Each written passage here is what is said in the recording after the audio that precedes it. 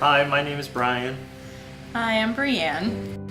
So, a little bit about my past or my story is that I grew up when I was an infant. I was baptized in the Catholic Church. At that time, my parents didn't attend church regularly. They kind of had to stop because of work and trying to support three of us. Really, growing up, we were just more of a holiday family, church goers.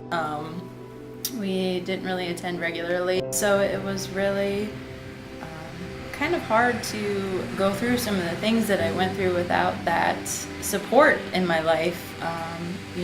Becoming a single parent and raising a child on your own and all the ups and downs that have come along with life. It's been it was hard to get through things sometimes. I felt unworthy, unloved, really just kind of worthless. As luck would have it, a coworker of mine was involved with the movement plant, and she actually invited me to come to the first service. And it was crazy because I remember sitting there for the entire hour with just tears running down my face because I actually felt love while I was there.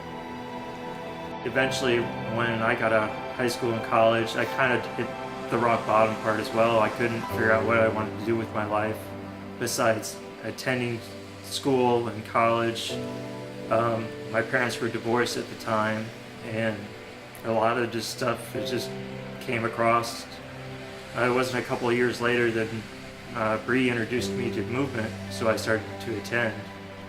And just later on, they were getting ready to do baptisms. I decided to, why not renew my faith at that point? So I took the opportunity and renewed my faith with doing through baptism. So for me, to make the decision to follow God and be baptized, really, it was a hard decision because I knew I had to let go of some of the control that I had over my own life. I wanted everything to be perfect and control everything and make sure everything went the way that I wanted it to go. So it was really hard to decide to let all that go. And it was hard, but it was freeing. And it was so wonderful to actually have that experience and realize that the whole world is not resting on my shoulders. As I've continued to follow God, a lot has changed from that time. I never thought I would get married again. That was definitely not on the list of things to do after the first rough go around. So that happened. Learned how to be loved and to love another, the way God has loved all of us. Having this opportunity to follow God has helped me to move forward and kind of come out of from behind the walls that I had put up around myself. Allowed more people into my life. Allowed myself to be more involved in other people's lives, and feel that I am worthy to do that.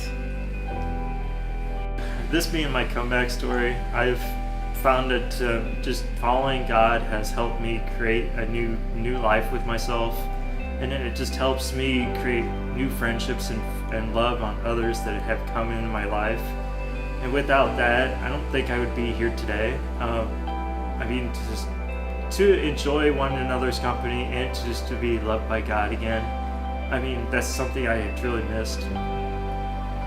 I would say really, without finding Jesus and following in his footsteps, I wouldn't have a comeback story. I would be exactly where I was several years ago. There wouldn't be any progress, there wouldn't be any change. I would still be miserable and unhappy. Not that every day is perfect, but I would still just be there, and that was not a place that I wanted to be for a long period of time. And so, if I hadn't have found Jesus, then there would be no comeback story.